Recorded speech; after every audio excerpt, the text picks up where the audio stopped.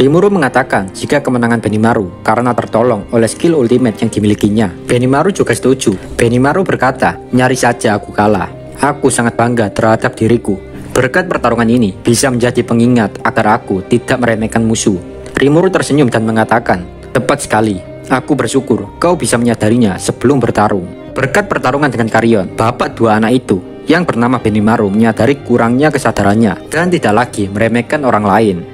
Diskusi bersama Benimaru berlanjut, tapi kini Rimuru pengen sambil nyantai minum kopi buatan Juna.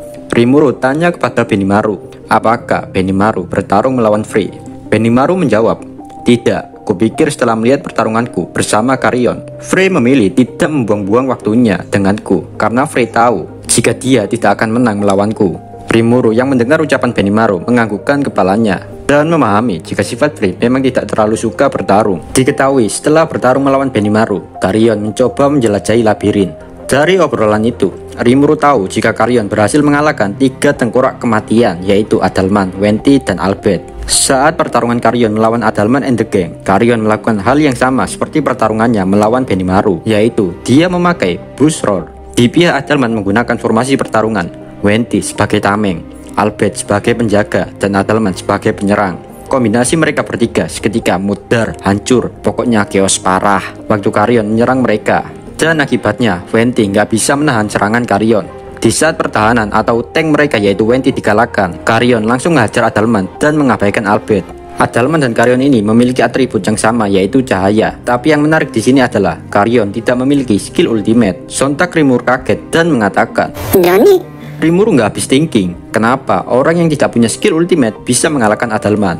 Ciel mengatakan jika Karyon memiliki karakteristik bentuk kehidupan spiritual, jadi kekuatan dan kemauannya pasti mampu menyaingi kekuatan ultimate. Makanya oleh sebab itu Karyon bisa mengalahkan Adalman meskipun nggak memiliki skill ultimate. Dan lawan yang menghadang Karyon selanjutnya adalah Kumara. Karyon emang lebih unggul dalam segi eksistensi. Namun Kumara memiliki ultimate div base King Bahamut. Sekali lagi, Karyon melakukan pertarungan pertamanya menggunakan Bush Roar. Seketika, beberapa kilatan cahaya mengarah ke Kumara dari segala arah. Kumara pun berusaha menghindari serangan Karyon dengan terbang ke langit dan memanggil Gravity Domination. Hal itu membuat cahaya membelok karena gravitasi super. Namun tetap saja, kaki Kumara terkena serangan Karyon. Kumara pun fokus menyembuhkan dirinya. Karyon yang gagal dalam serangan pertamanya kembali ke wujud semula. Karyon tidak mengejar Kumara, melainkan menjaga jarak sambil mempersiapkan White Tiger Blue Dragon Strike. Kumara menatap Karyon dari atas. Karyon juga menatap Kumara sambil memikirkan langkah selanjutnya. Beberapa saat setelah itu, Kumara menukik ke bawah untuk menyerang Karyon dan melepaskan Nine-Tailed Piercing Strike. Di sisi lain, Karyon memusatkan kekuatan sihirnya pada White Tiger Blue Dragon Strike dan melepaskan Bush Roar. Dalam sekejap, meriam partikel dan White Tiger Blue Dragon Strike Karyon hancur.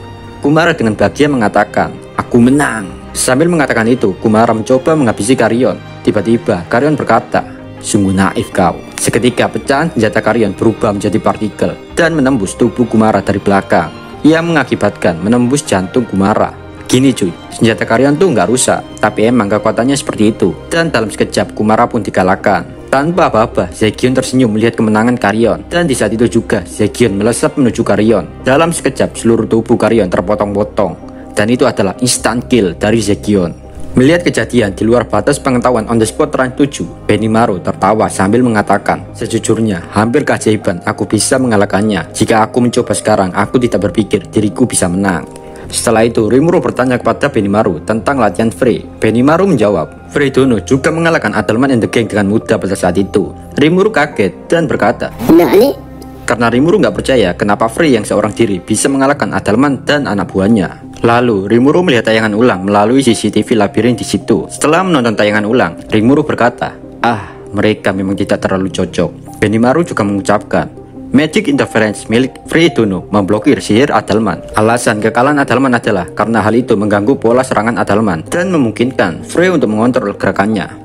Mendengar penjelasan Benimaru, Rimuru hanya mengangguk setuju. Sebuah lingkaran dengan radius 50 meter di sekitar Frey telah menjadi area anti-sihir. Karena gelombang interference lebih kuat daripada gelombang secara British. Hal itu membuat Necromicron milik Adalman berhasil diblokir. Setelah itu, Adalman beralih menggunakan sihir suci Holy Cannon. Namun karena Frey memiliki sayap, Frey dapat dengan mudah menghindari serangan Adalman. Setelah menghindari serangan itu, Frey menyerang Venti dengan cakar lembut miliknya. Cakar Frey adalah musuh alami para monster. Karena begitu cakarnya menangkapmu, semua skill dan sihirmu otomatis terblokir. Cakar Frey benar-benar bahaya tingkat mitos. Dan dalam sekejap, Venti yang terkena cakar Frey langsung kalah. Setelah mengalahkan Venti, Frey mengubah strategi bertarungnya dengan pertarungan jarak jauh. Karena serangan Adalma dan timnya diblokir, mereka hanya bisa diserang atau menyerang melalui atas. Suara dalam hati Albert berkata, "Anak dajjal kau, jangan meremehkanku, dasar toket brutal terbang." Seketika Albert melompat dan membidik Frey. Frey hanya tertawa melihat kebodohan Albert yang masuk dalam perangkapnya. Dan dengan mudahnya, Frey berhasil mengalahkan Albert. Karena Frey emang jago di atas ranjang, maksud saya jago di atas udara. Yang tersisa hanyalah Adalman. Karena semua nabuannya udah kalah, Adalman pun gak punya kesempatan di hadapan Frey. Dan Frey pun memenangkan pertarungan itu. Setelah melawan Adalman, Frey melawan Kumara. Rimuru tanya kepada Benimaru gimana alur pertarungan itu. Pertarungan itu sangat menarik perhatian Rimuru karena Frey yang licik melawan Kumara yang kurang pengalaman bertarung. Pertarungan Kumara dan Frey itu berlangsung selama 3 hari. Bayangin aja tuh, bertarung selama 3 hari, gimana rasanya? Colai selama 3 hari aja capek, apalagi bertarung anjing. Namun pada akhirnya Frey lah yang menang. Di sini saya nggak bisa jelasin pertarungan secara rinci karena di Allen-nya nggak ada dijelasin secara rinci adik-adik. Rimuru merasa bahagia karena dia mendapatkan pelajaran hidup baru dari pertarungan itu, dimana semangat yang gigih dalam pertarungan itu penting. Namun pada akhirnya kecerdasanlah yang lebih penting lagi. Alasan kekalahan Kumara karena dia salah menilai sisa kekuatan dari lawannya. Rimuru masih penasaran apakah Frey selanjutnya melawan Zegion. Benimaru menjawab jika Frey melawan Apito bukan Zegion, dan pertandingan itu dapat dengan mudah dimenangkan Frey dengan telak. Setelah mendengar cerita dari Benimaru, Rimuru sekali lagi menitipkan Sare dan Grigori kepada Benimaru untuk diawasi pada latihan mereka. Setelah itu, Rimuru menuju kerajaan Brumun. Rimuru ingin bertemu Myormil. Rimuru dan Zoe memakai jas buatan Juna. Rimuru memakai jas berwarna abu-abu, sementara Zoe mengenakan jas dengan warna hitam. Jas itu tidak dijual di pasar manapun dan menggunakan bahan yaitu benang Belmont yang kini menjadi barang tren dan bermerek di dunia isekai gintil. Jadi, jika orang lain melihat jas itu, maka mereka akan tahu jika jas itu adalah jas mahal. Rimuru dan Zoe memasuki gedung. Waktu masuk gedung itu, Rimuru dan Zoe menarik banyak perhatian orang. Tapi tetap saja semua orang memuji ketampanan Zoe. Lalu mereka berdua mendatangi resepsionis dan meminta untuk bertemu Myormil. Saat Rimuru memanggil seorang resepsionis yang cantik, malah yang mendatangi Rimuru adalah pria sombong dengan menatap sinis Rimuru. Pria itu berkata, "Kau siapa?" Di situ Rimuru pun memperkenalkan dirinya. Sontak pria itu langsung panik dan pucat. Dia pun langsung mengambil bola kristal. Bola kristal adalah alat sihir yang memungkinkan seseorang berkomunikasi dengan orang lain yang juga memiliki bola kristal. Namun bola kristal ini jarak jaringannya pendek cuy, jadi nggak bisa VC jauh-jauh. Namun gak lama muncul pria yang ngerasa seperti orang penting. Pria itu bernama Gabana. Gabana mengatakan jika banyak orang yang ngaku-ngaku jadi orang terkenal hanya untuk bertemu Myormil. Namun sebenarnya mereka bukan orang yang terkenal. Dengan menatap sinis, Gabana berkata kepada Rimuru lagi, "Kau sedang tidak beruntung. Jika aku tidak di sini, mungkin kau akan berhasil menjalankan rencanamu." Zoe seketika emosi dan meminta izin Rimuru untuk membantai Gabana. Rimuru berkata, "Tutup mati Zoe-kun, Myormil-kun sedang melatihnya. Jadi jangan biarkan beberapa kesalahpahaman menghalanginya. Mari kita coba berbaik hati di sini, oke?" Saat Rimuru mencoba menenangkan Zoe, tiba-tiba resepsionis itu berteriak, "Gabana sama, ini orang yang sebenarnya. Dia terlihat seperti foto yang dipajang di kamar Myormil sama." Dan tidak diragukan lagi. Sontak Rimuru kaget. Kenapa Myormil nyimpan fotonya di kamarnya? Pertanyaannya, buat apa gitu anjing? Seketika Gabana kaget jika orang di sebelahnya itu adalah Yang Mulia Rimuru. Namun Gabana masih nggak percaya, karena gimana ceritanya orang besar setingkat Demon Lord cuma dikawal oleh satu orang pengawal saja. Kayak nggak logis saja gitu cuy menurut Gabana. Resepsionis itu meyakinkan Gabana jika anak kecil itu adalah Rimuru sama yang asli. Sontak dengan rasa malu dan bersalahnya membuat air mata Gabana jatuh berlinang. Rimuru nggak enak hati, jadi Rimuru mengatakan kepada resepsionis itu jika Gabana tidak bersalah, jadi Rimuru nggak akan memperpanjang masalahnya.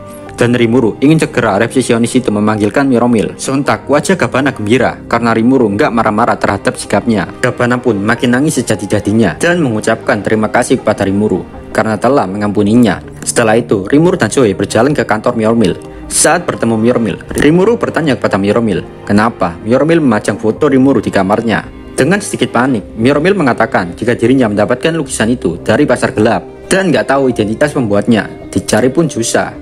Myormil beralasan jika dia sengaja beli lukisan itu supaya nggak ada orang lain yang ngambil karena identitas pelukisnya saja nggak jelas. Sontak Rimuru pun meminta lukisan itu dan ingin menyitanya. Tapi Myormil tetap keras kepala dan gak mau. Rimuru pun bakal membayar lukisan itu asalkan lukisan itu gak dipajang. Ya iyalah, coba aja bayangin foto lu dipajang temen tongkrongan lu di kamarnya. Pasti jijik kan? Ya seperti itulah yang dirasakan Rimuru. Myormil seketika sedih dan jadi sad boy hanya karena lukisan Rimuru disita dan diambil paksa oleh Rimuru. Zoe pun menempuh bahu Myormil dan memberikan sebuah foto. Dan ternyata foto itu adalah foto Rimuru saat berwujud slam. Rimuru heran kenapa Zoe memiliki foto Rimuru. Zoe mengatakan jika dia menyita foto itu dari seseorang. Zoe juga mengatakan jika Diablo mengambil satu foto Rimuru yang Zoe miliki. Sontak Rimuru emosi dengan mengatakan, apa-apaan si bajingan itu. Zoe berkata, saya sebenarnya menolak keinginan Diablo, tapi saya tidak bisa menahan nafsu Diablo meminta foto tersebut. Maafkan saya Rimuru sama. Rimuru pun menyilangkan tangannya dan mengerti apa yang Zoe rasakan. Rimuru bertekad akan mengambil fotonya dari Diablo dan memberikan peringatan kepada Diablo untuk tidak mengganggu Zoe lagi. Gak terasa, senja mulai datang dan mereka mulai membahas masalah utama. Dari obrolan itu, kita tahu jika semua rencana Rimuru dan Myormil berjalan dengan baik dan berhasil mengambil alih organisasi-organisasi gelap satu persatu. Mereka juga mendapatkan banyak kepercayaan dari masyarakat, bahkan banyak bangsawan yang ingin bergabung dengan mereka. Myormil mengatakan jika kerja Feryat sangat bagus dan rencana mereka bisa berhasil berkat kerja keras dari Feryat. Meskipun begitu, Rimuru masih ingin memperluas organisasi perdagangan miliknya supaya menjadi lebih besar lagi. Setelah mendengar laporan-laporan dari Myormil tentang rencana bisnis, kini tiba saatnya untuk pesta. Myormil telah mengundang berbagai bangsawan dari seluruh dunia dan Myormil ingin menjadikan Rimuru sebagai pusat perhatian. Di situ, Rimuru mempertanyakan kombinasi aneh dari setiap makanan-makanan yang ada di pesta. Myormil hanya mengatakan nggak masalah karena makanan adalah bagian dari bisnis. Ketika berada di pesta, tiba-tiba datang Feryat menyapa Rimuru. Rimuru mengatakan jika dirinya senang dengan kerja keras dari Feryat. Rimuru ingin Feryat terus mensupport bisnis yang dilakukan Myormil. Setelah itu, pesta akhirnya dimulai. Myormil menyapa para tamu yang hadir dan melakukan pidatonya. Para bangsawan di pesta menjadi sangat berisik. Mereka semua ingin kerjasama dengan bisnis yang udah dibangun oleh Rimuru. Para bangsawan ingin ikut andil dalam bisnis yang ada. Gabana pun menghentikan keributan yang dilakukan para bangsawan. Gabana mengatakan jika para bangsawan harus tenang, sabar dulu, gak usah terburu-buru, biar nggak jadi kacau. Rimuru di situ kagum kepada Gabana yang bisa cepat mengatasi situasi yang nggak terkendali. Setelah itu, di dalam pesta Rimuru jalan-jalan dan ternyata Rimuru melihat Hinata memakai gaun. Rimuru terpesona dengan kecantikan Hinata. Bagi Rimuru, gaun Hinata sangat cocok dengan Hinata yang udah cantik. Rimuru meminta Ciel untuk merekam video Hinata yang berada di pesta saat ini. Tapi Ciel selalu menolak keinginan Rimuru dengan banyak alasan. Yang menurut Rimuru, alasan Ciel nggak masuk di akal. Lalu, dengan gagahnya, Rimuru mendekati dan menyapa Hinata. Rimuru memuji kecantikan Hinata yang memakai gaun. Hinata yang menyesap anggur merahnya meletakkan di atas meja dan menoleh ke arah Rimuru. Dengan tatapan tajam, Hinata mengatakan jika pujian Rimuru terdengar seperti meremehkan penampilannya yang udah benar-benar semok, seksi dan montok. Tapi Rimuru nggak ingin jika percakapan dengan Hinata yang seksi banget berakhir sampai di sini. Rimuru bilang, ngomong-ngomong, kau sungguh berani menggunakan gaun yang sangat agresif seperti itu Hinata. Mendengar ucapan Rimuru, Hinata pun langsung melototi Rimuru. Dan Rimuru hanya bisa menelan ludahnya. Hinata pun memarahi Rimuru. Sontak Rimuru langsung meminta maaf kepada Hinata. Bagi Rimuru berada di dekat Hinata, desaan Hinata, penampilan Hinata membuat Rimuru ngaceng. Sayangnya Rimuru nggak punya titik anjing. Hinata yang melihat Rimuru berpikiran cabul, emosi. Hinata berkata, apa yang kau lihat anjing? Aku akan membunuhmu Rimuru. Rimuru nggak ingat jika sekarang dia dalam bentuk manusianya. Jadi lirikan matanya bisa dilihat orang lain. Mau nggak mau, Rimuru meminta maaf lagi kepada Hinata. Rimuru hanya bisa bersyukur karena tubuhnya tidak mimisan saat melihat wanita-wanita montok dan membuatnya ngaceng.